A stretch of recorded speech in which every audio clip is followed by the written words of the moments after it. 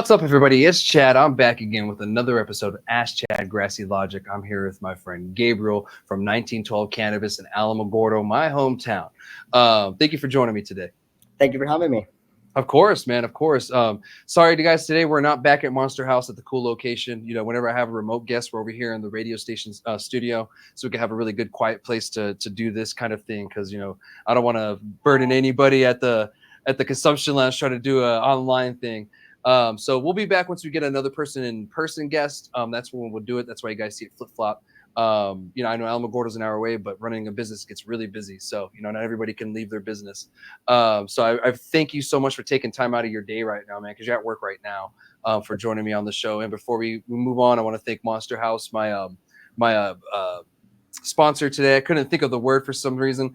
They're my sponsor this month again, and thank you so much for the contribution. It keeps the episodes going. Go check them out here in Las Cruces, one of the only consumption lounges that we have. I found out that Albuquerque has quite a few consumption lounges now, and I'll talk about that later. But thank you again for joining me. Go ahead and give everybody an introduction of yourself, if you don't mind. Hi, so my name is Gabriel. I am one of the owners over here at 1912 Cannabis Company, which is a local shop. We've been open for a couple of years, always growing, Heck yeah. You got to keep growing and everything. So how long have you been in the industry? So say about 3 years.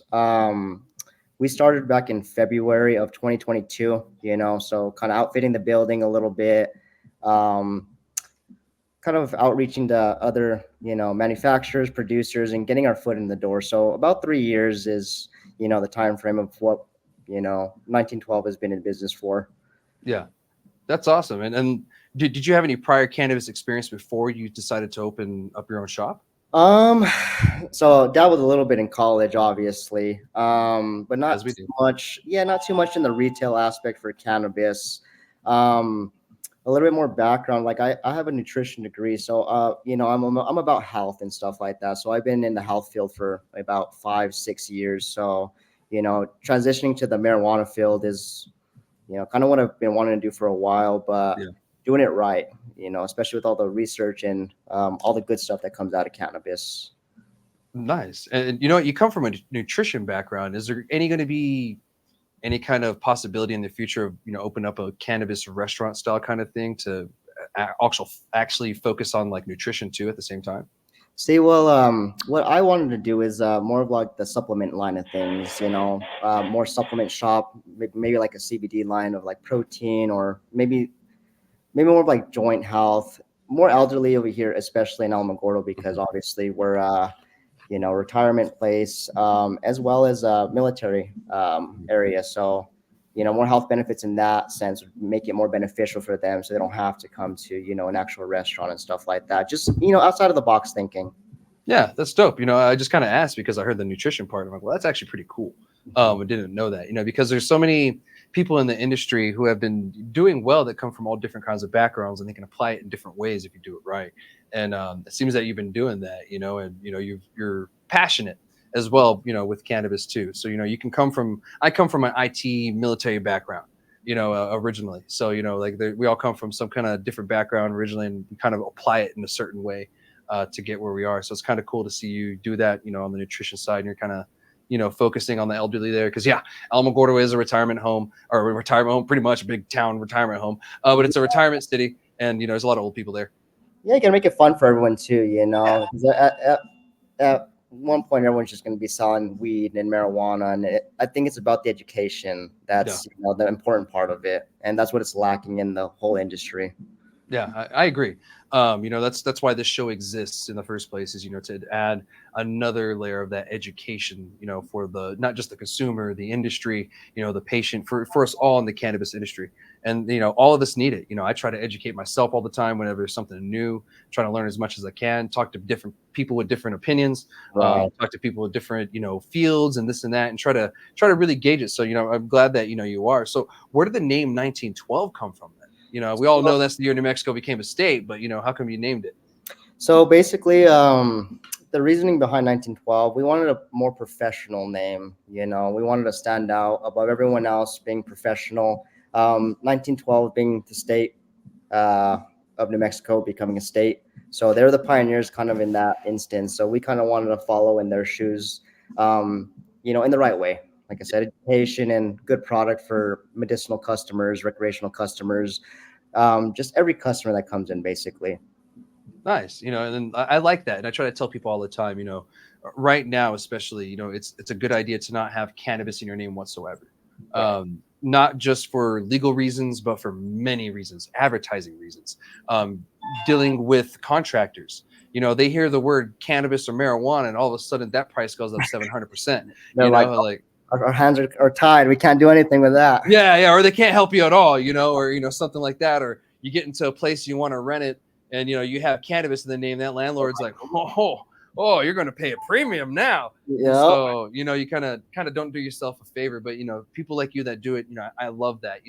Cannabis is there, but 1912 is the focus of it.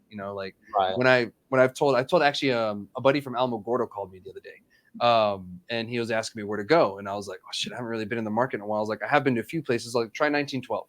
And I didn't call it 1912 Cannabis Company. I just called it 1912 because there's nowhere else in the city other than probably an address that's called 1912. 1912.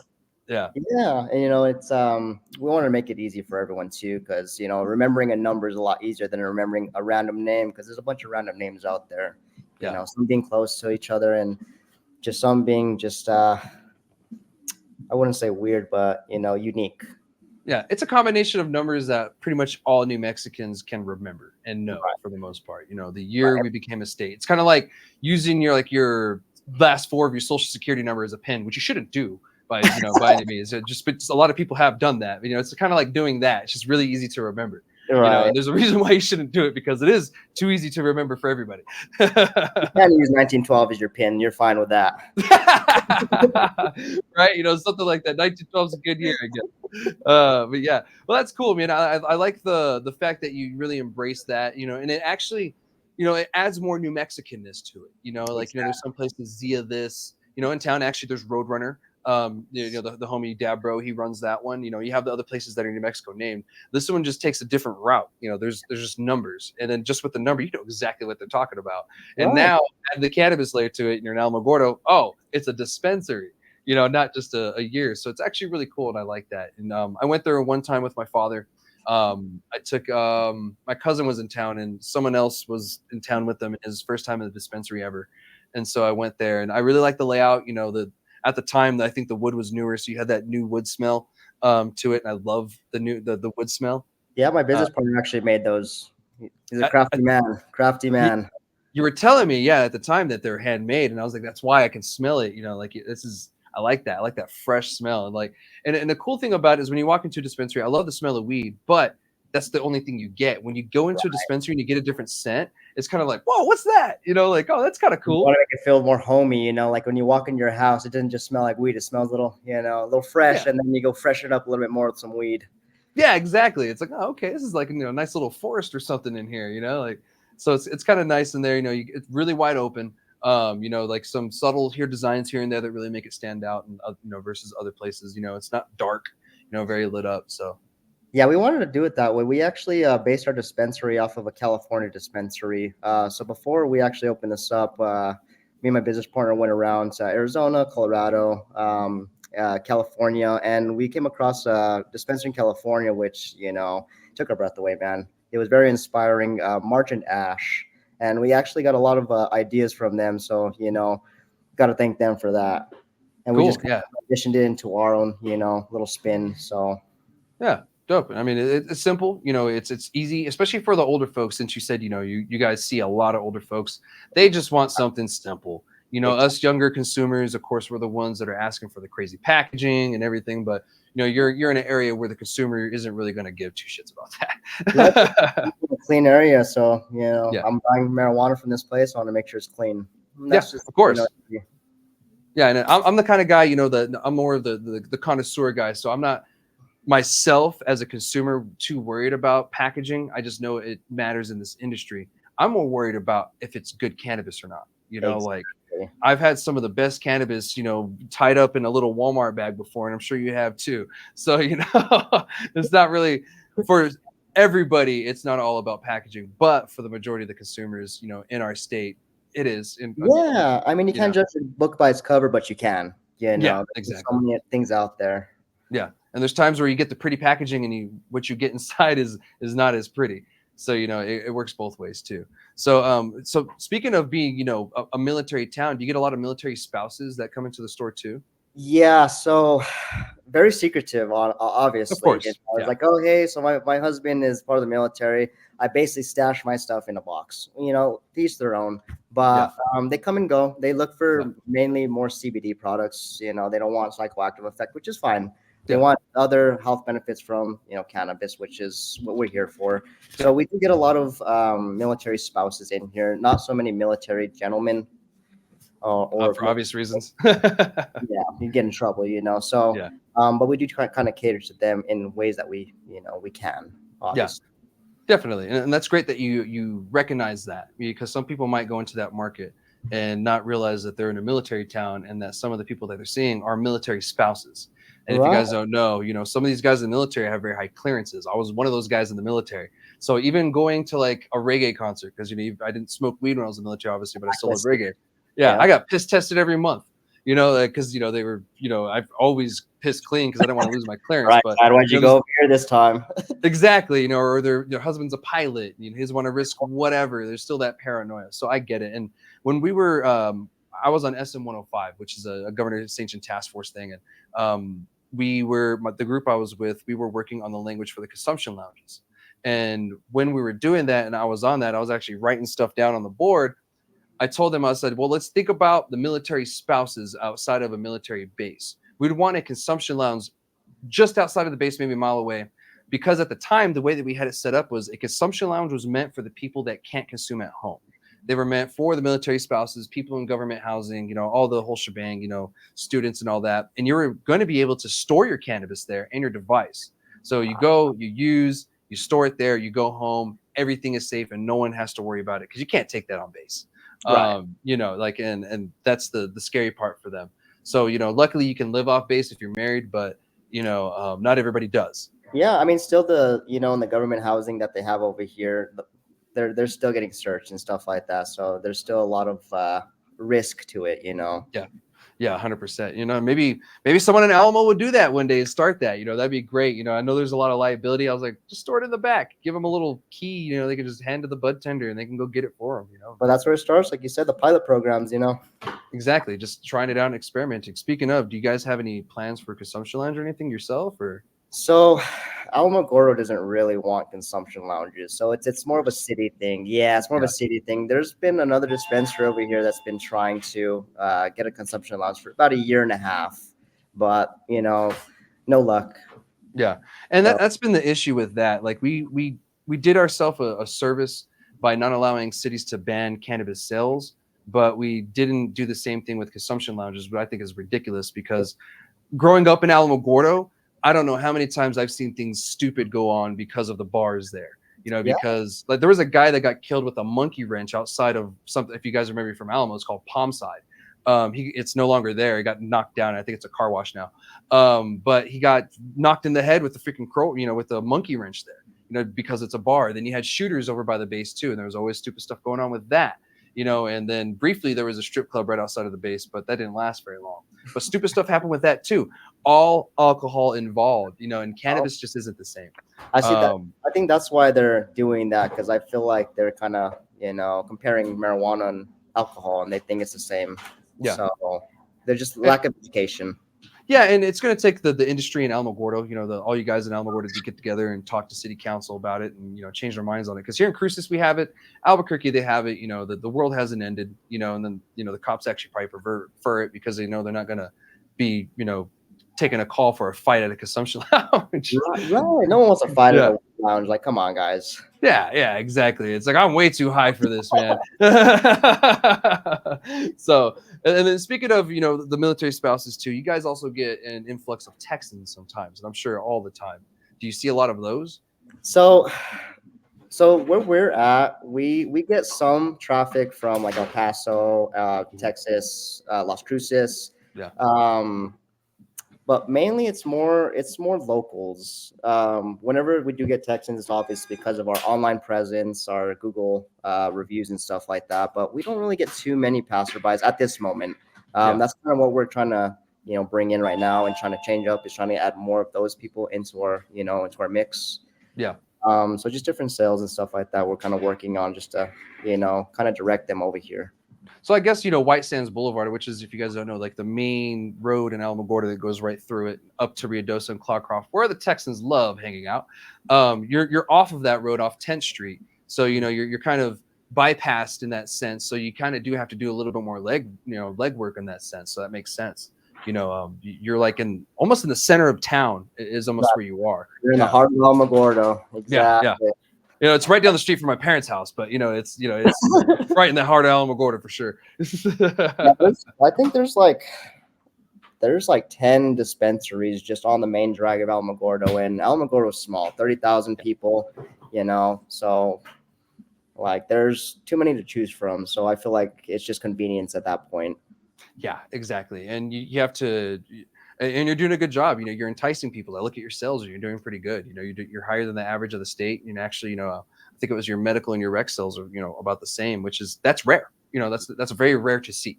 When those two matching. And what I saw is they met each other. They started at, opposite ends, and then they're meeting each other.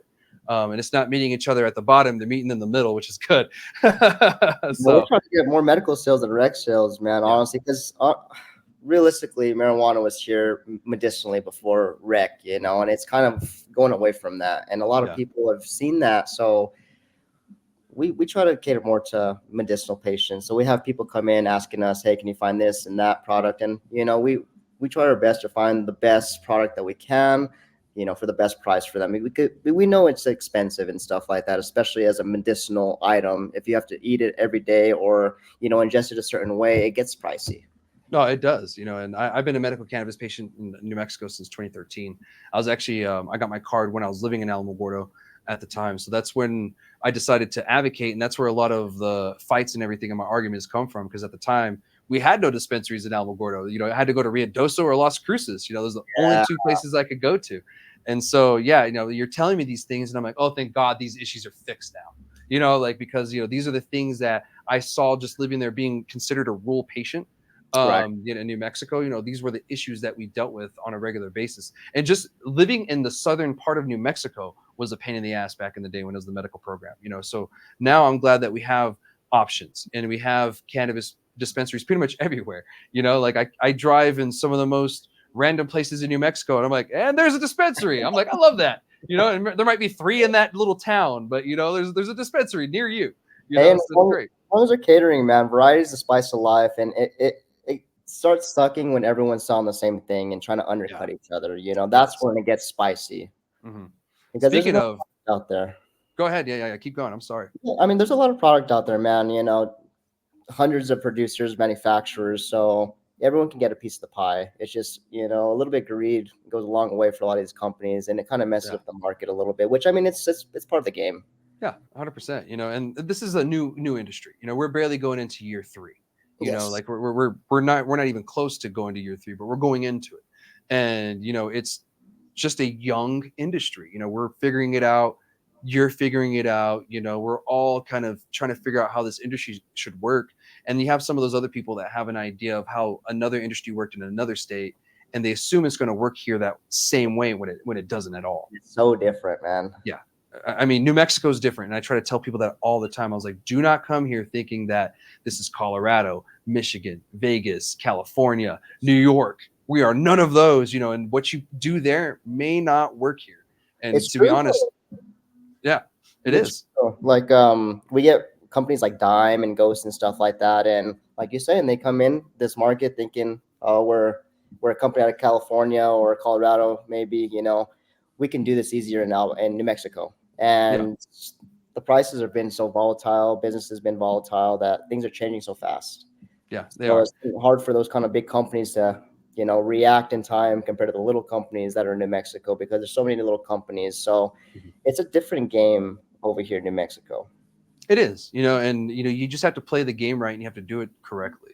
There's always a risk joining any business, any industry. And, this is no different.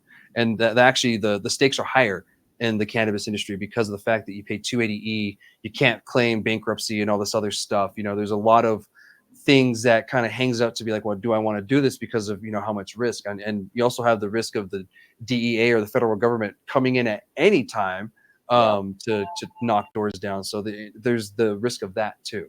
And of course we're really close to the borderplex, the only borderplex in America. You guys deal with border checks too as well. The Alamogordo area. Yeah, I mean, I grew up with them, so I know how it is. We used to come to Cruces all the time growing up. It was the only place with like a mall, because in Alamogordo they got the hall.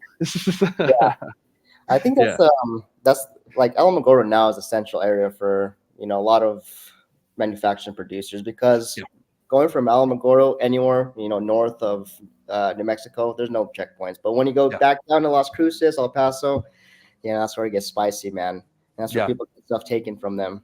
Definitely, and some people have found that it's a little easier to open up in Alamogordo than it is like in Las Cruces because of the city stuff. It's not the city council; it's the city people who are doing the inspections or whatever, and they're holding people up that way. And it's so bad that certain people have actually sued the city from the cannabis side for that. And I think that's great. That needs to happen more from the cannabis industry. We need to start suing these places that are either blatantly breaking the law, dragging their feet just because they hate cannabis, or whatever. Like, people are just going to have to get over that shit, because cannabis is here and it's not going anywhere.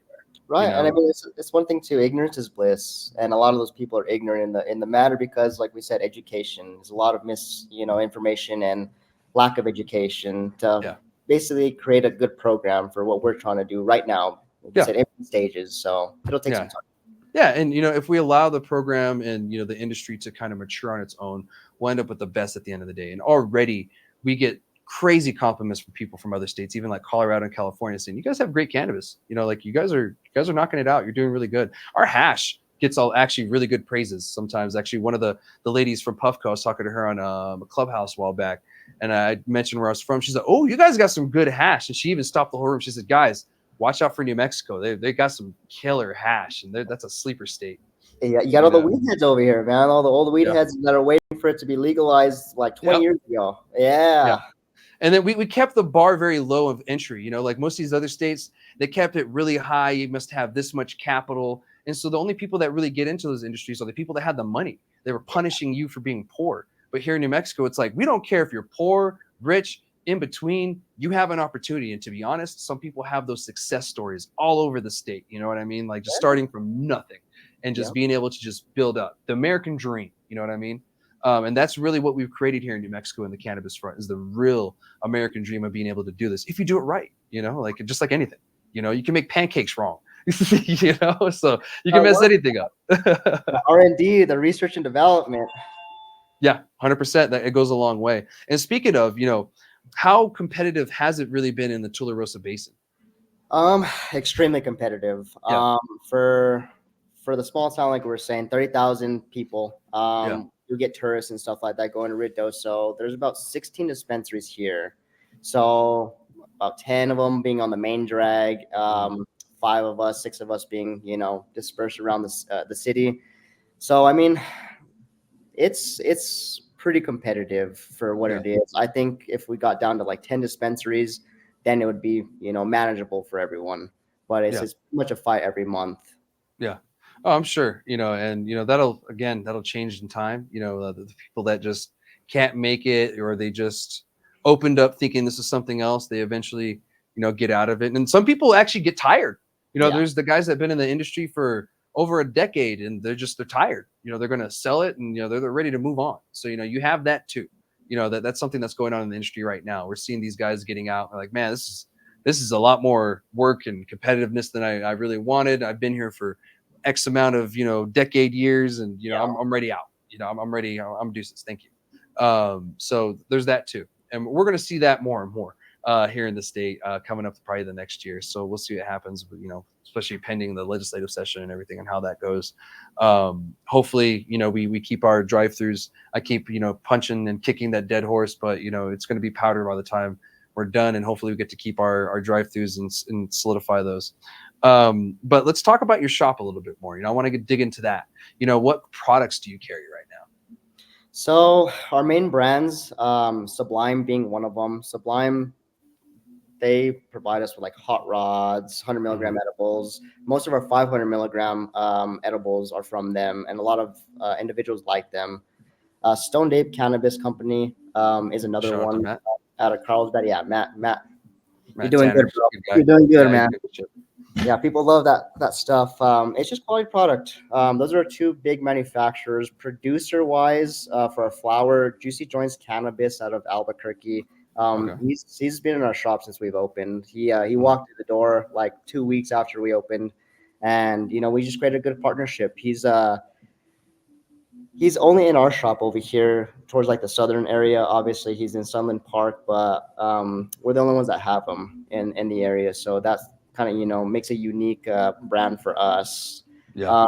Same thing with another company, Green Wave. They're also out of Albuquerque. Okay. They're really good, top shelf wise. And we do have quite a bit of local like producers. So we had Al Lumbre in here, higher grade farms. We had a couple manufacturers, H&S manufacturing, and a couple of different ones. But we try to mix them up. We try to give the locals the benefit of the doubt, man. And we try to move the product as much as possible, give them feedback and stuff like that. So it's always mixing and matching with different stuff. But those are our main products and main brands.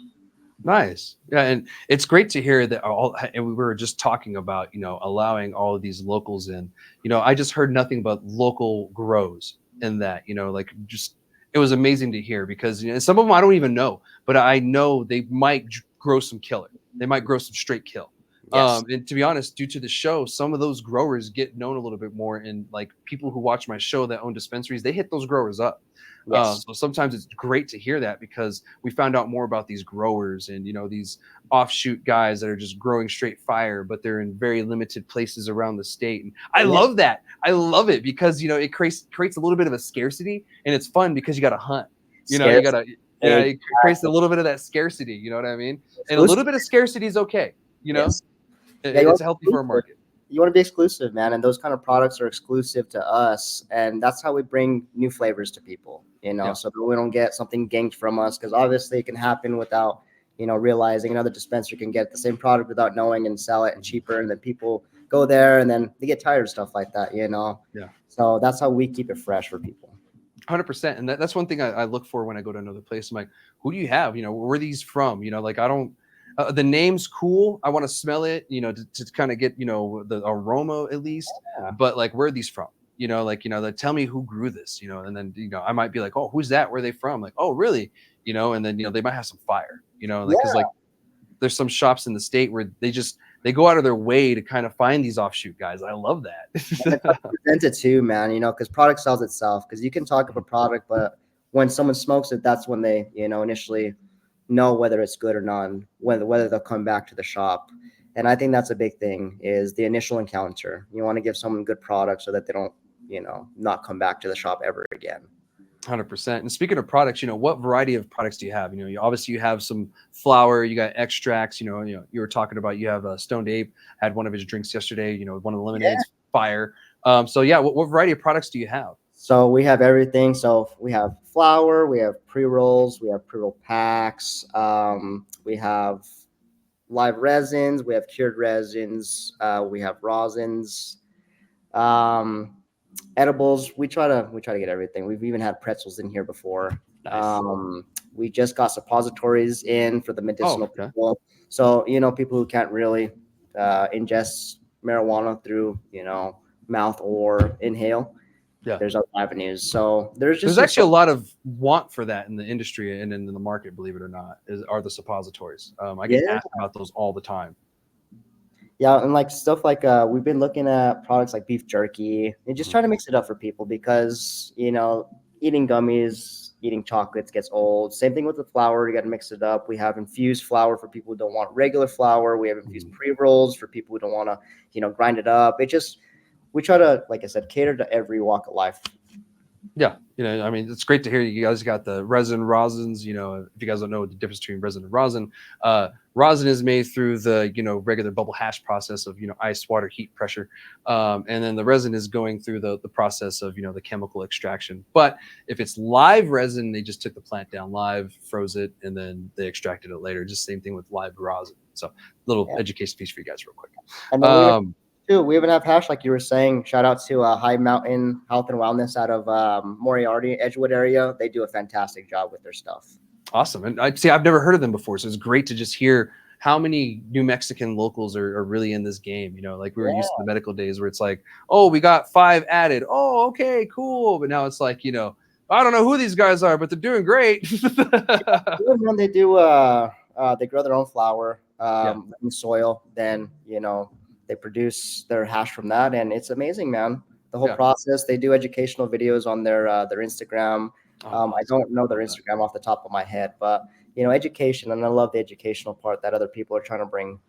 Yeah, send me their Instagram. I'll give them a follow and maybe hit them up for next season or something like that. I love that. Speaking of grow, are you planning of any grows for yourself?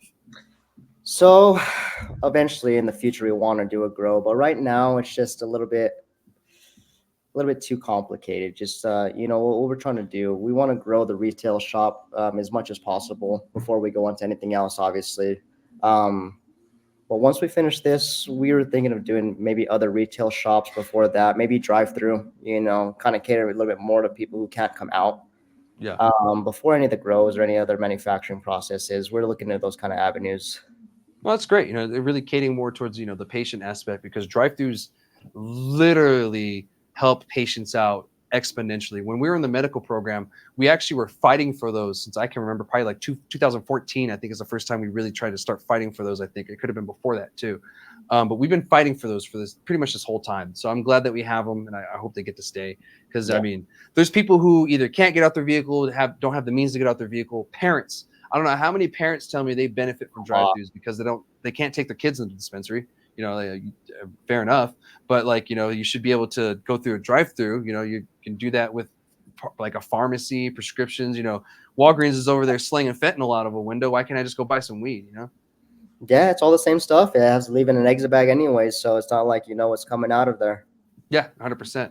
And I was going to ask you this earlier too, and I forgot. Are you guys going to be searching for any of the derma patches, that some people have? I know they're very rare in New Mexico, but you kind of stumble upon them every now and then. Derma patches. That's a good idea. We one of our employees, she uses the lidocaine patches, so that would be something unique for her, because she uses Matt's Stone Ape Salve, the 500 1-to-1. And she said that works a lot better than the ketamine cream that she was using from the pharmacy. So really, she'll be our little guinea pig for that. We'll definitely look for the dermal patches. I think Matt's the person we need to hit up for that one. Yeah. I got to get him on the show. It's hard to get him. He's a busy guy, so I'll get him on next season. There we go. Stone Ape. There you go, man. I love the clothing. I love the clothing line. I always have. He does a great artwork and everything. So yeah, I got to get him on here. But again, this show's about you. I know we keep talking about him. He does an amazing job in the state. Hey, it's what about comes into our dispensary, because we are everyone. 1912 is encompassed with Stone Ape, Mississippi Valley, just everyone that's in our shop. New Mexico brand. It's 1912 is the statehood for the whole state. Exactly. So yeah, definitely. So what are some special deals you want to talk about? Maybe there's something coming up, or maybe you're hosting a little pop-up or something soon. Yeah. So every month on the 10th we do a dime deal. So today's our dime deal. Okay. They usually do a different one every month. Today is buy one get one for $1. We just changed our loyalty program, so point systems are a little bit different. We put more stuff on there to give more people options as to what they want to use their points on, instead of just single items. We're trying to do more vendor deals every month, so things might change, but the one that's set right now is every 10th of the month, which is Dime Day. Awesome. And we always post something on our website, so always look out for that. Awesome. So do you guys have an Instagram or anything too? So we did have an Instagram. It got shut down. We just haven't been able to recreate a new one. Nice. So right now we're in the works for that. Yeah, it happens. It's common in the industry. I get harassed all the time too. I pay for the Meta Plus, whatever the fuck it is, the verified one, just so they leave me alone. you Uh, know, so yeah, I was like, the people are like, "Oh, you're verified." I was like, "I pay for it." I didn't even know So they had that. yeah, you pay for verified, and allegedly, they mess with you a lot less. So Yeah, maybe give that a shot. Put on yeah, your definitely. other Man. taxes or something. But yeah, that's great that you guys have that deal. There's not many places that do something like that. Some places do like a customer appreciation day. Others might do today's crazy wax day or whatever the hell it may be. Yeah. But you guys do the dime day, and I like that. That's pretty Yeah, I cool. mean, we do have daily specials, Monday through Sunday. They're also on our website, but we're working on those to update them because we haven't updated them since we've opened. We've been kind of busy.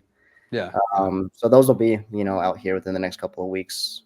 Yeah, no, definitely. I mean, you guys are doing a lot of work. I hear the bell going off in the background of how many customers are coming in. So you guys stay pretty busy and everything. Thank you. Was there anything else you want to share about the store that maybe I missed? That you want to really highlight? So we're located in the heart of Alamogordo, 1009 10th Street. We're right in between ACP Pharmacy and Back in Action Therapy, across from Pioneer Bank. Go check us out on our website. We have a bunch of cool products and deals every day. So, come in and stop by. Awesome, man. Well, I appreciate it, and I look forward to watching you grow with the industry and everything. Especially, appreciate you operating in my hometown. I'm sure my dad drops by every now and then. He laughs all the time because one of his ex students was one of the bud tenders. It's pretty funny. She recognized her. She's like, "Mr. Lozano." So it's always awkward when I go to my hometown. There's like some student that recognizes him. We're like in a Small dispensary, and I'm world. like, Small world, man. yeah. So it's always kind of funny. But yeah, I was gonna mention before we move on to the next topic too. We'll be in Alamogordo, believe January 3rd or 2nd, first week of January, right at the beginning of the new year. We're gonna have a town hall in Alamo. I feel like we need to hear what's going on in the Alamogordo area. That's another interesting area. The way it works, you have Ruidoso and Cloudcroft in the mountains right there, and all the Texans go to there. So some of them drive through Alamogordo, and we kind of want to hear how things are going. So it'd be great to have you guys there. Hope you show up and join us. We're going all over the state, but Alamogordo will be the last stop this town hall season, and why not a better place than my hometown? So Save the best for last. heck yeah, man. Well, I appreciate you joining me. I look forward to continue this conversation on some other topics. But thank you again for joining me. And go check out 1912 in Alamogordo. Really cool vibe. It's off there, off 10th Street, and it's kind of hard to miss if you drive down 10th. So anyway, thank you so much. And we're going to move on. We're going to talk about the enforcement issues that him. We were actually before the show. I talked to all my guests before the show for a little bit, and we're kind of talking about enforcement stuff. And I was like, I think we're going to be talking about that, and we are. Just the other day, actually yesterday or the day before, an article came out, and I spoke to someone from Albuquerque from the paper about this whole closing licenses thing and all that. But our real issue right now that we really need to be focusing on is the enforcement issue. The real issue where a lot of this stuff is stemming from is enforcement or lack of, and that's coming from every single side. The state, the federal government, the CCD, like the CCD, God bless their hearts. They're trying their best because they have limited funds and limited manpower. But at the same time, a lot is getting through under their watch, and it still makes us all look bad. It makes the industry look bad, and the wrong people get blamed. Just like in these situations, they're blaming just saturation. I'm like, homie, you got people out there just not doing the right thing, making things worse. And those people get to slide by, and that just doesn't help anything. And you can't. The CCD can't even shut down an illegal dispensary because they're not licensed. So how does that help? So they're going to try to slide through anyway if there's no enforcement. But naturally every industry has issues like this. Every state that I can think of, from Colorado to California, Washington, New York, they all have and are currently dealing with their own issues. It's just unfortunate that ours tends to be enforcement here in New Mexico. And I say tends to be because that seems to be the issue with most industries in New Mexico, is an enforcement issue of like the rules and laws within those industries. And we're starting to make national news, headlines with it. Jason Barker did that, year investigation thing. I'm sure we've all seen by now. That was released a few weeks back, talking about this. We were in Farmington last week, and we did that town hall. And over there, a lot of their concerns and a lot of things that they were talking about was that illegal Chinese grow. That is that one of them, I guess, is over in that area, and nothing's being done. Not by the local police. The CCD already took the dude's license and he just opened up on another property.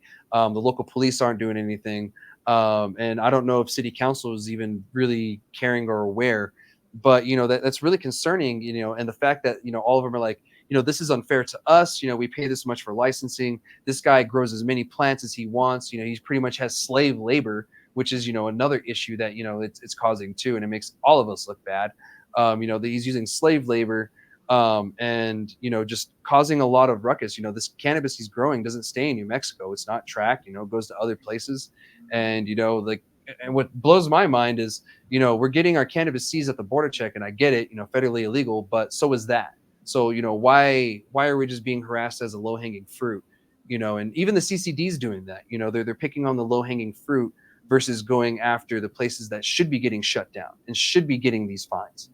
Except they're going to these places. I keep hearing, oh, we just had our 8th inspection today. I'm like, why are they going to that place, man? Like, you guys go there every month. It's just easy for you. It's on a main route. It's one of the most popular ones. You can go in and say, oh, I checked this place, and no one's going to care because like, oh, that's a really busy place. Yeah, way to stay on it. But you're letting the other places get through the cracks. So what is your kind of experience with the enforcement stuff, and especially in Alamogordo? So we've had CCD come by twice. The first time, got corrective action notices on some minor things with packaging, and then they came by again, and we have not gotten like another corrective action notice from that. So like you're saying, just too much enforcement, just not enough enforcers. So I think that's just the big deal right now, especially like in a small city. We really don't see CCD coming by here too much. Yeah. So I feel like they're getting more to like the bigger cities, like you were saying. It's just easier for them. Yeah. And, it's unfortunate, and another reason, and I've already said it, is, just lack of funding. They can't hire enough people because they just don't have the funding. And I do believe CCD does need funding. I don't believe they need policing power. I believe the police just need to do the police job. But some of them are refusing to do the job, which is obviously the reason why we have these issues going on in the first place. I don't know if it's political or if it's, they hate cannabis or what the reason is. I just know things aren't being fixed from that sense. And like I said, it goes from the federal government all the way down to the local governments. There's definitely a bunch of, an assortment of variables that plays into it. Like, I had a question for the CCD the other day, and they referred me to New Mexico Department of Health. Called the New Mexico Department of Health, and they tried to refer me back, and basically I told them what was going on. Finally got a hold of, NMDOH manager, and she's taken it into her hands. But for something so simple, to get an answer is kind of almost impossible for majority of things. Yeah. And I think another hang up with that is the fact that the state is still kind of trying to figure this out. So they're interpreting the law a certain way, and we're interpreting the law a certain way. So that's why I'm saying it's going to be up to us to sue the state, so that way we can have the courts interpret the law for both of us. And that way we can get a for sure answer, because they're just going off of what they interpret. And they even tell you that during the legislative session or during committee hearings, they will say, we are interpreting it as this. And that's what they go as, the legitimate answer for that law. But if we sue them and the courts, say otherwise, then they have to change that stance. They have no choice. So that's why I'm really pushing for people. I'm like, we would probably have better rules, if we sued the state more, because, they're just interpreting a certain way. And I think they're interpreting it wrong, so that could be the case. And if the courts side with us, it's a win for the industry. That's how we got tax-free cannabis for medical, is it went up to the state Supreme Court, and they ruled that, cannabis in New Mexico is a medicine, so it needs to be tax-free. And that could be for other things too. So, I digress on that, but, a lot of our issues come from this, just oversaturation. They've been trying to tame the Wild West since, they've got a hold of New Mexico, and, it's really hard, because we're just used to just doing this outlandish shit sometimes. And, like, I can't sit here and say that it's right, but at the same time, I understand because I know where I'm from. But I have to tell everybody, guys, don't forget where you are. Like, where you are right now is the cannabis industry and it's legal. We have a bunch of laws that we have to follow now.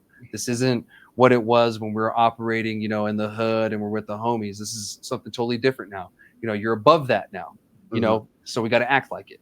And one of the things is trying to follow the laws and the regulations, as much as we can. I get it. There's certain things that are expensive and you might get dinged for not having an exit sign, but, at least try to fix it, at least actively try to fix it. But I think that's the thing too, is like, it's so open to interpretation that people exploit it, Yes. and they know exactly what's going on, and they just stay dumb. And that, race to the bottom is basically what it is. And, it, like I said, it messes the market up, but it changes things, for the better law wise, because we need different policies in place in order to, restructure things, because there's not really a structure for anything manufactured, produced. Testing labs, you're getting testing labs, they're, getting shut down because they're not doing stuff like right. There's no standard to it. So yeah, I agree. The testing really needs that standardization thing, and that's something I've been pushing, for years now. And I said, we need standardization. This is crazy. You have one facility using one method, another one using another method, and then you have this other one using some other method with other equipment, and then you're getting all these different numbers from everybody. Like, that's not science. That is not science. That's just getting numbers because they're paying for it. Too much of a variance, man. You don't know what you're getting at the end of the day. You can be getting a 24% THC. You can be getting 28% THC. And obviously, it's not all about THC, but people see those. People are sensory buyers. They see what they want to buy. They smell what they want to buy. They taste what they want to buy. It's just sensory. Yeah, and they're relying on those testing results to tell them this is exactly it. When someone tells me I have a 30% this, I'm like, the variance is like 10%, right? Like it could be a 20%, a 19%. There's a variance that's very high still when it comes to testing. So and so that's something that we're going to have to tackle as the industry. And to be honest, every town hall we've done, testing comes up all the time. The lack of, or the fact that it's just so wishy-washy that people are getting around regulations. Exactly. And I think like it plays into it. Like when people come and ask, it's sativa indica hybrid, obviously you have strains that are 70% this, 30% this, but it's not always going to be that way, depending on how the grower grew it and stuff like that. So those are things that should be on the test as well, based on terpene spreads and stuff like that.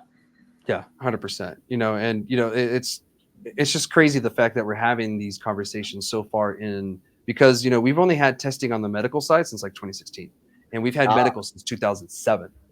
So it took like 10 years, and then here we are, still dealing with testing issues. And it's all because a lot of companies would fight against testing, like, oh, it's going to cost me too much, the consumer is going to have to pay for it, blah blah blah. That and the panels, bro, they do different panels, and they should have one panel for everything that's tested, because sometimes they just test THC and cannabinoids, other ones test CBD, cannabinoids, pesticides, others do that with terpenes and stuff like that. So you don't know what you're going to get. Oh, 100%. It's all over the place. And I keep telling people that. And, luckily, and I'll even name drop in Argon Labs, that I saw in a post, they're going to be allowing you to test, your products for pesticides for free. And I think that's phenomenal. I think that's great, because, there's a lot of distrust in the industry right now. We've already had 2 recalls just this year about pesticides, and we don't know if it's going to get better, because we have until January, until the legislative session starts, because I don't know if the CCD has power or what they can do when it comes to the testing facilities to change certain things to, make this safer for us. But something needs to happen from the testing front. And, because that's our first line of defense is our testing. Our first and almost last is the testing, because if something gets through that, it gets to consumers, and then people get harmed, and we don't need that. Yeah, 100%. It's opposite of personal. Yeah, exactly.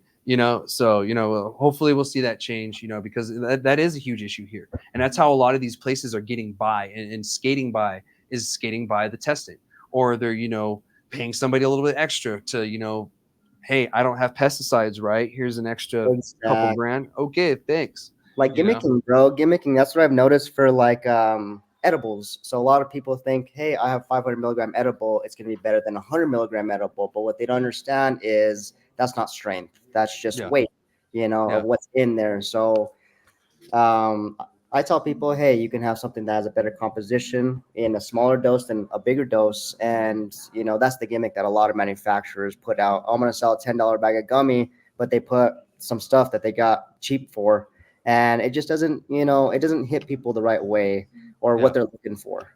Yeah. Like, people just going out the way, well, let's just go get distillate, and like it's missing, a lot of the other compounds that the cannabis plant has. The spectrum, exactly. Yeah, you have none of the spectrum on it, and that's why I love the rosin products, because it still has all of that. And you put it into an edible, and then it goes into the edible, et cetera, et cetera. So yeah. And that's one thing that, is kind of worrying me, is like, how honest are some of the people making the edibles? Like, we don't really know, and where they're getting some of the, the food grade stuff that they get. Because, right now the licenses are so backlogged that they're like 400 licenses behind, and they're probably not going to catch up till next year. So we're kind of stuck with what we have right now. And I hope, those places that are doing that stop and possibly get better. Because this right here is actually a little window and look of how it would be if we did close licenses right now. If you have a license, it's not worth the $2,500 that you paid for it. It's worth about $80,000, $100,000 right now. Now it's capped. Yeah. And so that's going to be something that we're going to have to deal with the next couple of months. Just be forewarned. It might be a weird time to not buy a license for someone right now because of that. They may charge you exponentially more. By all means, there's no other way you can get a license right now. So some people might be paying way more for the license, and then it's going to go back down. But just so you guys know, things are going to get a little bit weird for the next couple months because of that. We may see places shut down and no one replace it, or a place that has just very few dispensaries, place shuts down, nothing replaces it, and they're stuck with nothing. So, there's that situation. Don't get me wrong. There's certain areas of the state where they do need places to shut down and get out. But that's not the case everywhere. Like Solano here in Las Cruces, there could be quite a few that could shut down on this street and we'll be fine. This is the freaking Green Mile of the city. So yeah, the would be fine. Closer to the university or away from the university? Just the whole street, the whole way, pretty much. Yeah, there's just dispensaries all up and down it. So yeah, we'll see how that goes. Because we'll have places that just aren't doing it right, and they're allowed to stay there. During the medical days, we had closed licenses, and the places that just weren't good, they were allowed to stay there because there was no one else. Like there was no one else to replace it who was better. Like earlier we're talking about these different grows and these places that, they could be new, and in the next couple of years, they might be one of the best grows in the state, because, they just got better and better as time went. But, they also were allowed to compete, and they didn't have to pay $80,000 for a freaking license because, the CCD was backlogged, and I don't know if it's by design, because they did tell me that they wanted to try to slow down, like approving licenses, and it just got out of hand. Or they are just shorthanded, underfunded, and they just can't get the licenses out in time. But that's just their buffer, Yeah, yeah, they are, because even on the renewal side, it's taking like 3 months, 4 months for you to get your renewal. So it's on both sides: the approval for the people just getting the license for the first time, and people for the renewal. So if you guys are watching, it's probably who of you to start that process about 3-4 months before it actually expires. Did they switch that up in the legislation? Because it was like 60 days before it opened up, and then 30 days. So they must have switched it up then. Yeah, and to be honest, like the DOH had a legal obligation to get us our medical cannabis cards in a timely manner. But at the very busiest time of the industry, it was up to 90 days. They were breaking the law left and right. So there's times where that happens and they just don't give a shit, because they're just like, what do you want us to do? And we're like, well, shit, suing you is not really going to fix that problem, is it? I guess this is what it is. Yeah, it is. We just got to deal with it, I guess, or get them more funding come January or something, because, something needs to happen on this front, because there's a lot of things that are just happening. Like I'm saying, being backlogged, lack of enforcement, which comes from a lack of funding, but also comes from the lack of law enforcement not doing their damn job on the federal and state side. So, there's more that comes to this. I'll keep everybody updated, once we get more information on, this front, on really what's going to happen, how we're going to tackle this issue, because, this is a statewide issue. This isn't something that's just happening in Albuquerque, Alamogordo, or Cruces, or, Deming, Silver City, or, Jal. This is a whole state thing. Everywhere has their own kind of niche little issues that, affects them, and, that they should be addressed. But, this lack of enforcement thing, that affects all of us. Everywhere. Everybody. I think I've seen an illegal dispensary in pretty much every town that I've been to. Crucis, we were no different. We've had a couple of legal ones here run through, and all that. But if law enforcement did their job, they would shut them down because CCD can't do anything if you're not licensed. So that's like the hang up. It's like, dude, they're selling illegal weed. Like, you can get the CCD to confirm they're not licensed. Like, how hard is this? Like, am I missing something? There could be something in the law that needs to change. I feel that law enforcement needs to kind of speak up too, or maybe there's something in law enforcement going on where they don't want to enforce this because they want it to look like it's failing because they hate cannabis, or maybe it's just that sheriff. I have no clue. Our sheriff in here in Doña Ana, she's actually very pro cannabis, so I don't see that being the case here.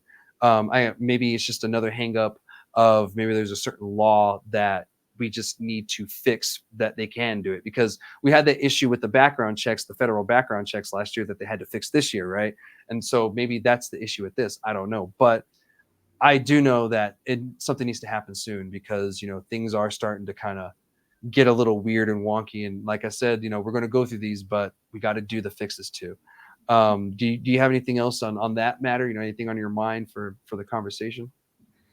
I feel like it's like that everywhere, nationally. Like we're talking about, standards. There's not any standards for, New Mexico cannabis going into Colorado, because we have a reciprocal program for medical over here. So if you come from Colorado, you can call New Mexico Department of Health and get a reciprocate medical card. But if you go the opposite and you do New Mexico to Colorado, there is no reciprocal program. So I think there's a lot of things that need to be changed federally as well, in order for the state to be able to have a little bit more, leeway as to what they're trying to do. Because I feel like you were saying earlier, they don't really know what what route they're trying to go to. Yeah. I mean, it shows because we have this hemp industry, it's pretty much the same damn plant. And then we're thinking about going to Schedule 3. It's like, okay, well, now we're going to have the hemp industry, 280E, which is the industry we have right now with REC, and then Schedule 3. So you're going to have 3 different industries controlled by 3 to several more different entities in the federal government, up and down the different governments too. And you're wanting this to go well. And it's the same damn plant. You've got to be shitting me. So that's one thing that I hope they fix in the future when it comes to the feds, is consolidate this. Make it more simple. You guys are making this way more complicated than it needs to. I have to, man. I was calling for seeds and immature plants because people want clones in the shop, and I had to call USDA. I had to go through CD, call USDA, and there's 3 different sectors of government right there that aren't going to enforce anything. So it's just you have to jump through all these hoops, for what? Someone who's going to do it not necessarily legally, but exploiting. Yeah, exactly. And I get it. People, they just want to make their money, but there's a right and a wrong way to do things. I wish people would do it all the right way, but there's a way things are and a way things should be. That's one of the reasons why we have law changes and reg changes and enforcement stuff. It's just unfortunate right now we're going through this, but this is a part of the growing pains that all industries go through. This just unfortunately has to be our growing pain, is this one right here, and hopefully we can get that fixed at some point. Yes. But what you can do right now as a citizen, as a medical cannabis patient, as a cannabis industry person, as a business owner, is contact all of your representatives, city, state, county, federal, all of them, because this is an issue that goes from the bottom all the way up to that. So you guys need to be contacting your city council, your county people, your state reps, and your state senators, and you also need to contact your federal state reps and your federal state senators. I left a link yesterday for that. I'll see if Gino can get that link as well in the description. And what it is called Find My Legislator. Literally, you put your address in and it tells you exactly who to contact. Sometimes it has a phone number with email and everything there, so you don't have to do much, is what I'm trying to say. It's not like you're going to have to go out searching a lot. A lot of this stuff is done there for you. The state actually makes it pretty easy to find who your legislator is by that app. And it's on the state website. Contact them, give them a call. Your best bet is to probably call, and then email will be your second one. You can follow it up with a letter if you want, but it's going to be quicker if you give them a call. If you call your representatives, please, by all means, be respectful. No one wants to deal and work with an asshole, so don't be that asshole on the phone. I get it. We're frustrated. But at the same time, there is a way to address this issue and be respectful at the same time, while also letting them know that you mean business. There's a right and a wrong way. Please do this the right way, because if not, it's going to just push us back.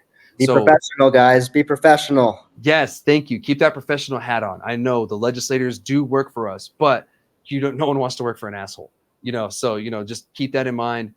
Contact all of them, let them know what's going on, where you're from, the issues and possible ways that it could be fixed. And maybe they can reach out and do it. Keep in mind, again, it only takes two people to go from my constituent to my constituents. So it could only take two of us in some areas, guys. It doesn't take a lot.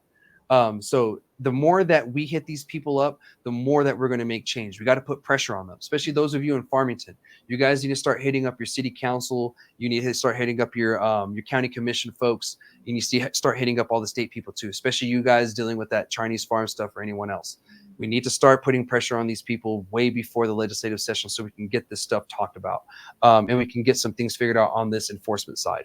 I'm sure a bunch of us have some ideas, and maybe there's some ideas that can fire back, but this is something that we all do. It's kind of an all hands on deck kind of situation, and I need as many of you to put your advocate hats on.